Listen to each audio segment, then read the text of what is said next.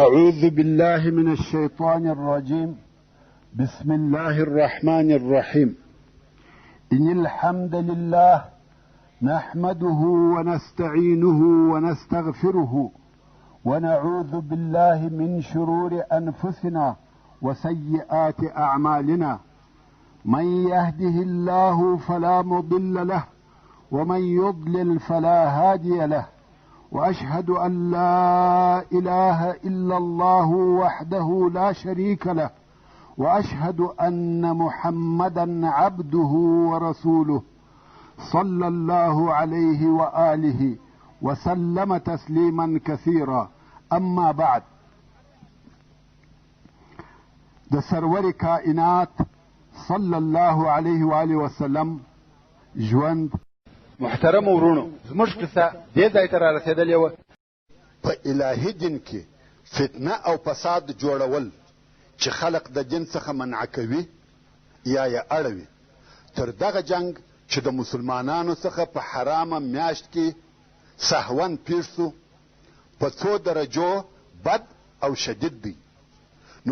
نو الهي وحیو د مشرکانو دغه شورماشور پای ته ورساوه چې پر مسلمانانو او د هغو پر جنګیالیو یې شک او شبهه پیدا کول، چې دغه د مشرکانو خبرې پوچې او بې معنا دي.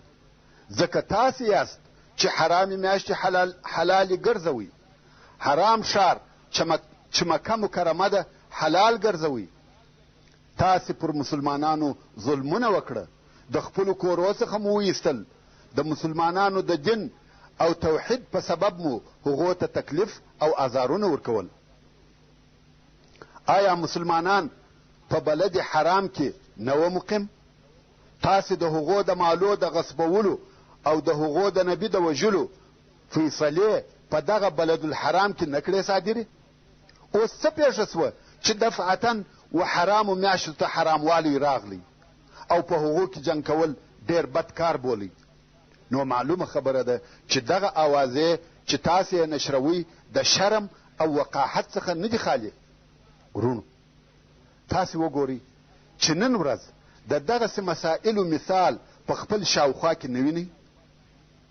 زه نه غواړم چې تبصره پر وکم، بلکې زه غواړم چې په تاسې کې هم د دغسې تبصرو استعداد پیدا سي او د سیرت النبي صلی الله علیه و آله وسلم څخه د احکامو او مثالو پر ایستلو کې پوره تجربه حاصله او اعظمي ګټه واخلي. ورونو، دا هغه سریې او غزاوې وې چې د بدر تر لوی غزا د مخه پیښې سوي دي، او په یوه کې نه قتل سوی دی او نه مالونه اخیستل سوي دي بې له دغه اخرنۍ سریې څخه، چې دا سریه هم پس له هغه څخه وه چې د کرز ابن جابر په مشرۍ مشرکانو پر مدینه منوره حمله وکړه. نفر یې هم ووژي او مالونه یې هم یوړه، یعنی شروع هم د مشرکانو د طرفه څخه وسوه. هغه د مخني کارونه خو یې پرېږده چې دوی کړي وه، اوس هم تجاوز د دوی د خوا څخه و. پس له هغه څخه چې د عبدالله ابن جحش د ټولۍ په واسطه دغه واقعات پیښ سوه، په مشرکانو کې بیره پیدا سوه. اوس یې حقیقي خطر حس کوي او د هغه شي څخه چې دوی بیرېده هغه ورته پیښ سو. پوه سوه چې د مدینې منورې مسلمانان پوره ویښ او باخبره دي او د دوی ټول تجارتي حرکتونه تر نظر لاندې دي. مسلمانان کولی سي چې 300 میله لرې یو ځای ته ولاړ سي او هلته د کفارو نفر مړه کړي، بندیان ونیسي، مالونه یې واخلي او دوی بیرته سالم او غانم خپل مرکز ته ولاړ سي. مشرکان په دې پوه سوه چې د دوی د شام تجارت په همیشني خطر کې ولوېدی. پر دې ټولو سربیره په عوض د دې چې د هغه خپلې سرکشۍ د خوبه څخه راویښ سي، د صلح او د نه تجاوز معاهدې ولیکې، لکه د جهینه او بنو زمره قبیلو چې ولیکلې. د قریشو حقد او حسد زیات سو. د دوی مشرانو او سردارانو هغه د مسلمانانو د تهدید او بیرولو لار ټینګه ونیول. ویل تاسې ټوله به د خپلو کورو په مابین کې ووژنو. د کفارو دغه تکبر او سرکشي وه چې د بدر و جنګ ته یې راوسته. مګر پس له سریې څخه د عبدالله ابن جحش د شعبان په میاشت کې پر مسلمانانو جهاد فرض سو. او د جهاد د فرضیت په باره کې واضحه او روښانه آیاتونه نازل سوه. الله عز وجل د سورة البقره په 190 191 192 193 آیاتو کې فرمایي وقاتلوا في سبيل الله الذين يقاتلونكم ولا تعتدوا ان الله لا يحب المعتدين. یعنی ای مؤمنانو د الله عز وجل په لار کې د هغه چا سره جنګ کوئ چې ستاسې سره جنګ کوي او پر چا تیری او تجاوز مه کوئ. د تیری او تجاوز معنا دا ده چې ښځې سپین ږیري او کوچنیان قصدا مه وژنئ. بېشکه چې الله عز وجل تجاوز کوونکي نه خوښوي. واقتلوهم حيث ثقفتموهم واخرجوهم من حيث اخرجوكم والفتنه اشد من القتل. او هر چیرې چې مو دغه کفار پیدا کړه یا مو لاس پر بر سو وژنئ یې او ویې باسئ د هغه ځای څخه چې دوی تاسې ایستلي یاست. او فتنه یعنی شرک او یادا چې خلق د الله عز وجل د دینه څخه اړوي تر قتل او وژلو ډیر بد دي. ولا تقاتلوهم عند المسجد الحرام حتى يقاتلوكم فيه. او د کفارو سره په مسجد الحرام کې جنگ مکوئ تر څو چې دوی ستاسې سره په دغه مسجد کې جنگ نوي کړی. دا د مسجد الحرام فضیلت دی چې په مسجد او په ټوله حرم کې جنگ کول حرام دي. نو الله عز وجل و مسلمانانو ته فرمایي چې د کفارو سره په مسجد الحرام کې جنگ مکوئ تر څو چې دوی جنگ نوي در سره کړي. فإن قاتلوكم فاقتلوهم كذلك جزاء الكافرين. او که بیا چیرې دوی ستاسې سره په دغه حرم کې جنگ کاوه نو تاسې هم جنگ ورسره کوئ او وژنئ یې. د کافرانو جزا همداسې ده. فإن انتهوا فإن الله غفور رحیم. سبحان الله. د الله عز وجل مهربانۍ ته وګوره. فرمایي که بیا هم دغه مشرکان خپل شرک پرېږدي پر دغه خپلو ټولو بدو عملو سربیره ایمان راوړي الله عز وجل غفور او رحیم دی. د دوی توبه قبلوي او ټول ګناهونه ورمعافوي. دا خو مسلمانانو ته په جهاد سره امر و. بیا نو څه موده نسوه تېره چې الله عز وجل بل قسم آیاتونه نازل کړه چې په هغه کې یې مسلمانانو ته د جنگ طریقه ورښول، جنگ ته نور هم تشویقول او د جنگ احکام یې ورښول. الله عز وجل د سورة محمد صلی الله علیه و وسلم په 4 5 6 او 9 نمبر آیاتو کې فرمایي فإذا لقيتم الذين كفروا فضرب الرقاب حتى إذا أثخنتموهم فشدوا الوثاق إما منا بعد وإما فداء حتى تضع الحرب أوزارها ذلك ولو يشاء الله لانتصر منهم ولكن ليبلوكم بعضكم ببعض والذين قتلوا في سبيل الله فلن يضل أعمالهم سيهديهم ويصلح بالهم ويدخلهم الجنة عرفها لهم. یعنی کم وخت چې په جنگ کې د هغو کسانو سره مخامخ سي چې کافران سوي دي نو د دوی غاړې وهئ وژنئ یې تر هغو پورې چې د دوی څخه مو ښه ډېر ووژل او پر غالبه سواست بیا نو دوی ښه ټینګ وتړئ یعنی بندیان ځینې نیسئ او ټینګ یې تړئ چې در څخه خلاص نسي. بیا نو یا احسان ورسره وکئ چې مفت یې ایله کئ یا فدیه ځینې واخلئ ایله یې کئ یا یې د مسلمانانو په بندیانو مبادله کئ حتی تضع الحرب اوزارها او د دغه جنگ وژلو بندي کولو سلسله به تر هغو جاري وي تر څو چې خپله اسلحه کښېږدي او جنگ بند سي. د الله عز وجل دغه حکم دی. او که چیرې الله عز وجل د دوی څخه د بدل اخیستلو اراده فرمایلې وای نو خامخا به بې له جنګه د دوی څخه بدله اخیستې وای. مګر د جهاد امر یې په دې سبب درته وکړي چې الله عز وجل په جنگ سره ځینې ستاسې په ځینو نورو سره امتحان کې. یعنی الله جل جلاله دا قدرت لري چې پر دغه کافرانو کم آسماني عذاب نازل کړي. د عاد او ثمود او فرعونیانو په مثل دوی هم هلاک کړي. مګر یا اصلا د جنگ او جهاد څخه د بندگانو امتحان مقصد دی چې څوک د الله پر نامه خپل نوم او نشان، ځان او مال، اولاد او نور شیان قربانوي، او څوک د دې دنیا د ژوند وسایل، مکتبونه او شفاخانې، برق او ډامبر سړکان، تلیفون او موټران، ډالر او تجارت غواړي. والذین قتلوا فی سبیل الله فلن يضل اعمالهم سيهديهم ويصلح بالهم ويدخلهم الجنة عرفها لهم. او هغه کسان چې د الله جل جلاله په لار کې وژل سوي دي، هیڅکله به الله د دوی عملونه ضایع نه کړي. که په ظاهره سره دوی ناکامه معلومیږي، خو په حقیقت کې هغه کامیابه دي. دغه تکلیفونه دوی و جنت ته بیایي او د آخرت لوړې درجې او مرتبې یې په نصیب کیږي، او دوی به الله و هغه جنت ته داخل کړي چې د هغه جنت اوصاف یې د انبیا علیهم السلام په واسطه راته بیان کړي دي. نور هم الله عز وجل فرمایي: یا ایها الذین آمنوا ان تنصروا الله ینصرکم ویثبت اقدامکم. یعنی ای مؤمنانو، که تاسې د الله جل جلاله او رسول الله صلی الله علیه و آله وسلم د دین کومک او نصرت وکړي، نو الله عز وجل بس تاسې سره کومک وکړي او پر دشمن به مو کامیابه کړي، او په میدان جنگ کې بس تاسې قدمونه ټینګ او ثابت کړي. او بیا الله عز وجل د سورت محمد په 20 نمبر آیات کې د هغو کسانو بدي بیانوي کم چې د جنگ او جهاد امر یې د جهاد د آیاتو په نازلېدو سره واورېدی او زړونه یې په دربي او غورځېدو سوه.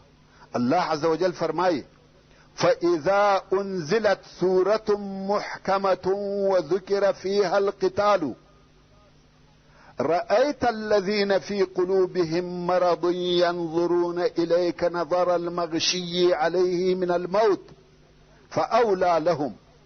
یعنی کم وخت چې یو محکمه صورت نازل کړه سي او په هغه کې جنگ ذکر سوی وي، یعنی په جنگ سره امر پکښې وي، نو ته به هغه کسان چې د دوی په زړو کې د نفاق مرض وي ووینې چې و تا ته به په داسې ډول سره ګوري لکه هغه څوک چې د مرګ د بیرې بېهوشي پر راغلي وي، پس دوی لره دې هلاک وي. ورونو، دا چې په دغه وخت کې جهاد فرض سو او پر هغه باندې ټینګار کیږي او الهي امرونه نازلیږي چې ځانونه ورته آماده کړي، دا داسې مسئله ده چې د دغه وخت حالاتو د دغه کار تقاضا کول. تاسې نه وینئ؟ که نن ورځ یو پوه او هوښیار جنګي قومندان وي، په دغسې حالاتو کې لکه د هغه وخت د مسلمانانو چې و، خپل لشکر په پوره استعداد د تیارسۍ په حال کې دروي، نو د رب العالمین په باره کې څه فکر کوئ؟ د دغه وخت حالاتو د دغه تقاضا کول چې د حق او باطل په مابین کې دي، خو نړۍ جګړه وسي. خیر، د عبدالله ابن جحش د ټولۍ واقعه پر مشرکانو یوه دردونکې ضربه وه. مشرکان او د دوی ملګري یې خوښ کړه او دونه غمجن وه لکه پر سکروټو چې سره اوړي. او دغه د جهاد آیاتونه پر دې دلالت کوي چې یوه خونړۍ جګړه رانږدې ده او په هغه جګړه کې نهایي نصرت او کامیابي د مسلمانانو ده. تاسې و تلاوت سوي آیاتو ته ښه متوجه سئ.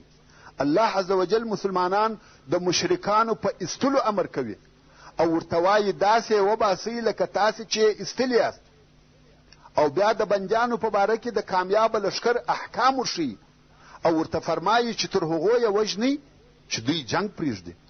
دا ټوله د مسلمانانو و کامیابۍ ته اشارې دي، خو دغه د کامیابۍ حالات الله عز وجل پټ وساتل، دوی ته یې په واضحه ډول سره نه کړه بیان. دا د پاره د دې چې هر سړی د الله عز وجل په لار کې خپل همت او مړانه ښکاره کړي، خپل وس او قدرت مصرف کړي. په دغه وختو کې د یادونې وړ 2 نورې واقعې هم پیښې سوي دي چې اوس به په تفصیل سره درته بیان سي. اول، د هجرت په 2 کال کې د شعبان په میاشت کې الله عز وجل د بیت المقدس څخه و بیت الله الحرام ته د قبلې د اړولو امر نازل کړي او د دې کار څخه یوه فایده دا سوه چې هغه ضعیفه مسلمانان او منافقان هغه چې د یهودو څخه وه او د مسلمانانو وصفو ته داخل سوي وه د بې ځایه آوازو په اچولو ښکاره او معلوم سوه او بیرته و هغه خپل پخواني شرک ته وګرځېده چې په دغه عمل سره د مسلمانانو صفونه د ډیرو خائنانو او غادرانو څخه پاک سوه او د قبلې په اوښتلو کې د نوي دور و شروع کېدو ته یوه لطیفه اشاره وه چې دا دور به تر هغو جاري وي چې مسلمانان دغه خپله قبله فتحه کړي او دا به عجبه نه وي چې د مسلمانانو قبله دي د دوی د دشمنانو په لاس کې وي هو که یو څو ورځې د دوی په لاس کې وي خو خامخا به یوه ورځ د دوی د لاس څخه خلاصیږي نو په دغه الهي اوامرو او په دغه اشاراتو سره د مسلمانانو حماس او نشاط زیات سو او په فی سبیل الله جهاد کې د دشمن سره مخامخ کېدو ته شوق ډیر سو د قبلې د اوښتلو یا تبدیلېدلو پوره تفصیل داسې دی تر دغه وخته پورې مسلمانانو د بیت المقدس و طرف ته لمونځ کاوه خو د رسول الله صلی الله علیه و آله وسلم دا خوښه وه چې د کعبې شریفې و طرف ته لمونځ وکړي کم وخت چې رسول الله صلی الله علیه و آله وسلم په مکه مکرمه کې و خوښه خو یې دا وه چې لمونځ یې د کعبې شریفې و طرف ته وي مګر څرنګه چې د الله عز وجل د طرفه امر سوی و چې لمونځ د بیت المقدس و طرف ته کوه نو به دی علیه الصلاة وسلام داسې ځای پر لمانځه درېدی چې کعبه شریفه به د ده علیه الصلاة وسلام او د بیت المقدس په مابین کې وه نو به د ده صلی الله علیه و آله وسلم لمونځ د بیت المقدس او کعبې شریفې د دواړو و طرف ته و ځکه دواړه به د ده علیه الصلاة وسلام د مخ و طرف ته وه مګر کم وخت چې مدینې منورې ته ولاړی هلته دواړه نه سره یو ځای کېده ځکه بیت المقدس د مدینې منورې و شمال ته دی او مکه مکرمه د مدینې منورې و جنوب ته ده نو رسول الله صلی الله علیه و آله وسلم به د الهي امر د اطاعت سره سم لمونځ د مدینې منورې د شمال و طرف ته کاوه یعنی د بیت المقدس و طرف ته او کعبه شریفه به تر شا وه نو رسول الله صلی الله علیه و آله وسلم به همیشه په دې انتظار و چې کله به قبله تغییر وکړي او دی علیه الصلاة وسلام د کعبې شریفې و طرف ته لمونځ وکړي الله جل جلاله د رسول الله صلی الله علیه و آله وسلم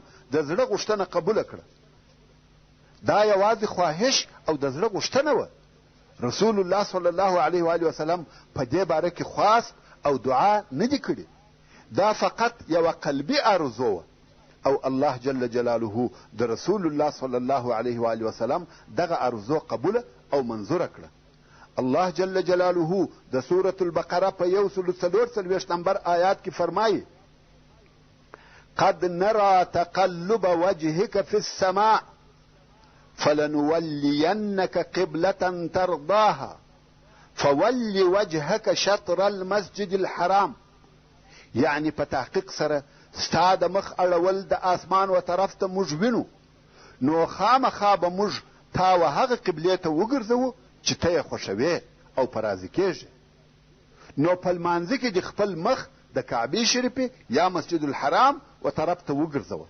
ورونو دغه مسجد ته ولې مسجد الحرام ویل کېږي دا ځکه چې هلته جنګ کول ښکار کول د درختو او وښو پرې کول او داسې نور کارونه حرام دي چې بل هیڅ مسجد دون عزت او حرمت نه لري لکه مسجد الحرام او د رسول الله صلی الله علیه و آله وسلم ولې دغه قبله خوښه وه اول دا چې کعبه شریفه د ابراهیم علیه السلام قبله وه نو تر ټولو قبلو د ابراهیم علیه السلام قبله افضله وه او د رسول الله صلی الله علیه و آله وسلم د لوړ او کامل مقام وړ او مناسبه وه او د بله طرفه به یهودو داسې ویل چې دغه نبی زموږ د شریعت څخه مخالف او د ابراهیمي شریعت سره موافق عمل کوي نو دی ولې زموږ د قبلې و طرف ته لمونځ کوي د دغه خبرو په سبب به د رسول الله صلی الله علیه و آله وسلم په زړه کې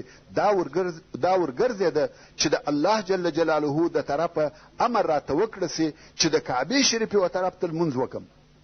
او په دغه شوق به کله کله د آسمان و طرف ته کتل چې شاید هغه ملکه ووینم چې د قبلې د اوښتلو زیری راکړي. نو هغه چې رسول الله صلی الله علیه و آله وسلم د بني سلمه د قبیلې په مسجد کې د خپلو اصحاب کرامو سره د ماپښین لمونځ په جماعت ادا کاوه او 2 رکعاته لمونځ یې د بیت المقدس و طرف ته ادا کړی و.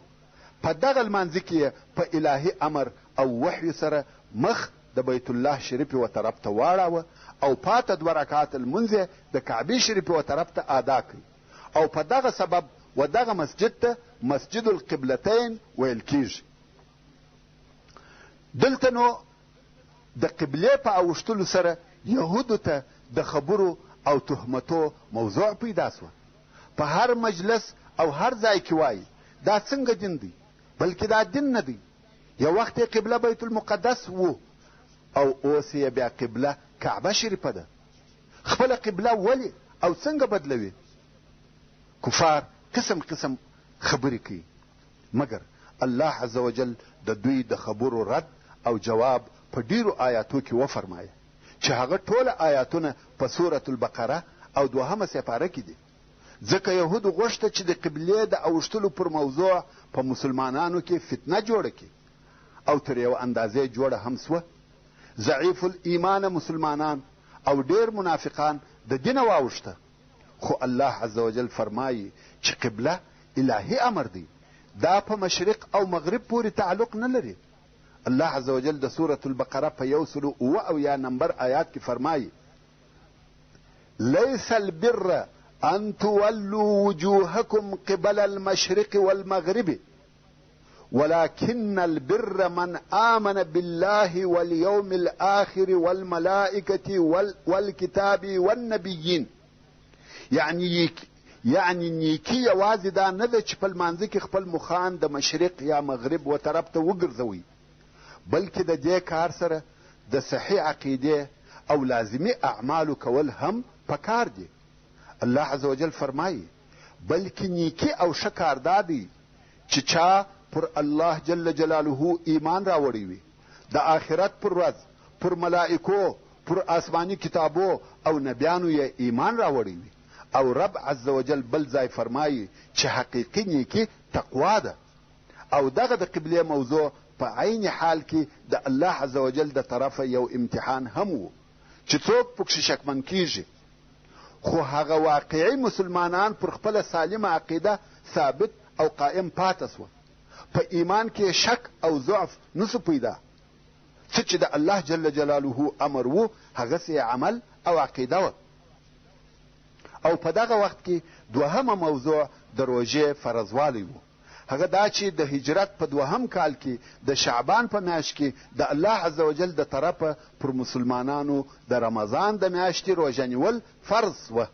نو اوله فرضي روژه چې نیول سوې ده هغه د هجرت د 2 کال د رمضان د میاشتې روژه وه. کم وخت چې د رمضان میاشت داخله سوه رسول الله صلی الله علیه و آله وسلم او ټولو مسلمانانو روژه ونیول. او د روژې په دغه مبارکه میاشت کې هغه لو او عظیمه غزا چې د بدر غزا ده پیښه سوه. دا غزا د اسلام په تاریخ کې هغه مشهوره غزا ده. دا هغه غزا ده چې د دې په واسطه د حق او باطل فرق او تمیز وسو. وصلى الله تعالى على خير خلقه محمد وآله وأصحابه وأهل بيته أجمعين. والسلام عليكم ورحمة الله وبركاته.